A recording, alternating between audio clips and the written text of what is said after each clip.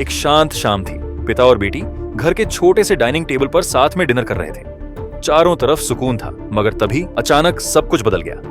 बिजली चली गई। खिड़की के बाहर हर घर अंधेरे में डूब गया। ऐसा लगा जैसे किसी ने पूरी दुनिया का स्विच ऑफ कर दिया हो। पिता घबरा गए।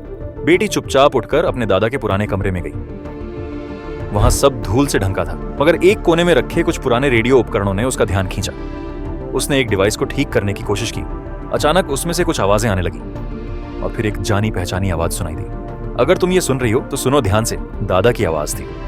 ये कोई आम खराबी नहीं है, हालात बहुत गंभीर हैं। तुम्हें और तुम्हारे पिता को उसी पुराने जंगल वाले रास्ते से यहाँ पहाड़ों तक पहुंचना होगा। अगली सुबह दोनों एक पुरानी कार में निकल पड़े। सड़कों पर अफरा तफरी थी, लोग घबरा रहे थे, गाड़ियां रास्ता छोड़ने को तैयार नहीं थी। उन्होंने शहर को पीछे छोड़ा और पहाड़ियों की ओर बढ़ने लगे। रास्ते में एक दुर्घटना के कारण लंबा जाम लग गया। घंटों बाद रास्ता साफ हुआ। जैसे जैसे शाम होने लगी, उनका डर बढ़ता गया। अंधेरा होते होते एक मोड़ पर उनकी कार फिसलकर सड़क से नीचे गिरती है। गाड़ी लुढ़कती हुई एक बड़े पेड़ से टकरा जाती है। अगली सुबह दोनों बेहोश हालत में जागे। कार टूट चुकी थी। अब उनके पास कोई और चारा नहीं था। जरूरी सामान उठाकर उन्होंने 5 मील लंबा पैदल सफर शुरू किया।